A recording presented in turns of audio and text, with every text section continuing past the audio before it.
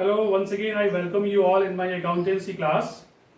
As you know, chapter not for profit organization is going on and today's topic is subscription. So subscription is the main income source of a not for profit organization and this is the amount which is contributed by its own members on yearly basis. And it is revenue in nature, hence will be recorded in income and expenditure account at the credit side. So I will tell how subscription will be treated in income and expenditure account and in balance sheet. See, this is the formula of subscription.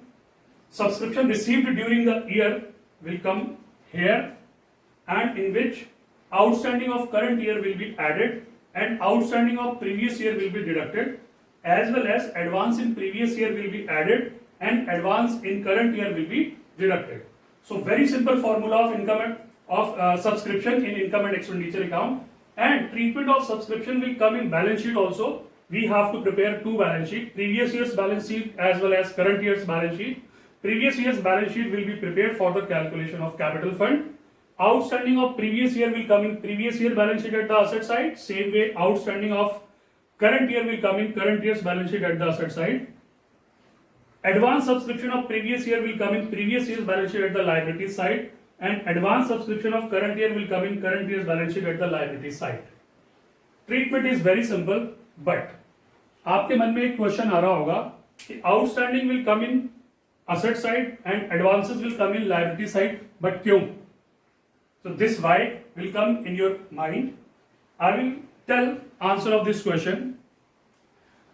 Remember class 11 जिसमें आपने basis of accounting सीखा था.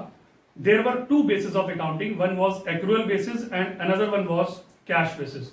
According to cash basis accounting, हम जब cash पे करते हैं और कैश रिसीव करते हैं सिर्फ तब अकाउंटिंग करते हैं, इसके अलावा उसकी अकाउंटिंग नहीं होती है. तो cash basis accounting was inappropriate method of accounting, इसीलिए हम कैश बेसिस अकाउंटिंग से अकाउंटिंग नहीं करते. तो हम कौन से मेथड से अकाउंटिंग करते हैं? हम अडॉप्ट करते हैं accrual basis accounting. Accrual basis accounting में cash as well as non cash transactions की पोस्टिंग होती है. रिमेंबर फाइनेंशियल स्टेटमेंट जो आपने लास्ट चैप्टर सीखा था क्लास 11th में, फाइनेंशियल स्टेटमेंट में आप आउटस्टैंडिंग एक्सपेंसेस को प्रॉफिट एंड लॉस अकाउंट या ट्रेडिंग अकाउंट में ऐड कर रहे थे. एक्रूड इनकम को आप profit and loss account credit side में रिलेटेड इनकम में आप ऐड कर रहे थे. क्यों? उसका रीजन था. रीजन ये था कि आउटस्टैंडिंग एक्सपेंसेस करंट ईयर से रिलेटेड था, इसलिए आप उसको ऐड कर रहे थे. आपने अमाउंट पे नहीं किया था, but that expense was related with that year, इसलिए आप उसको ऐड कर रहे थे. सेम वे आप जितनी भी एक्रूड इनकम को आप ऐड कर रहे थे, that was the only reason, क्योंकि that was related with that current year only. अब दो और ट्रांजैक्शन की बात करें, हम प्रीपेड एक्सपेंस को माइनस कर रहे थे. क्यों माइनस कर रहे थे? क्योंकि प्रीपेड एक्सपेंस नेक्स्ट ईयर का एक्सपेंस था, that was not related with that current year, इसलिए हम उसको माइनस कर रहे थे. Same way income received in advance को हम क्रेडिट साइड में, प्रॉफिट एंड लॉस अकाउंट के क्रेडिट साइड में माइनस कर रहे थे. क्यों माइनस कर रहे थे? Because that income was also not related with the current year.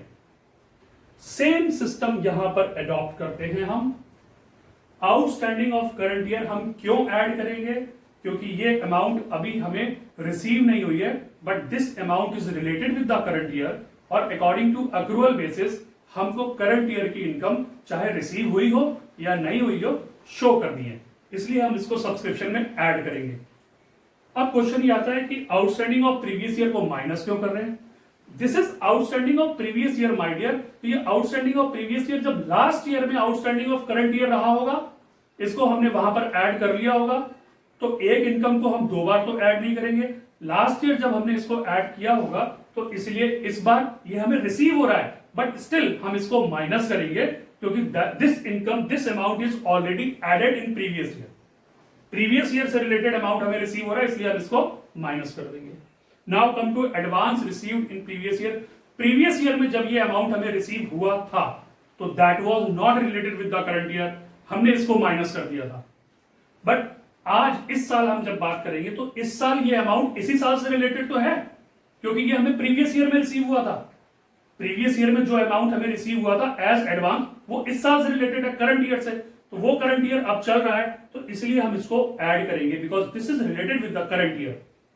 Now in current year whatever advances we have receive, वो करंट ईयर के तो नहीं है, वो तो नेक्स्ट ईयर्स के हैं. तो नेक्स्ट ईयर मतलब अगेन करंट ईयर की बात हम नहीं कर रहे हैं. तो जब वो नेक्स्ट ईयर से रिलेटेड है तो हमको उसको हटा देना चाहिए. That is why we are deducting this advance from our subscription. So this is the reason why we are adding outstanding of current year and why we are deducting outstanding of previous year, as well as we are adding advances in previous year and deducting.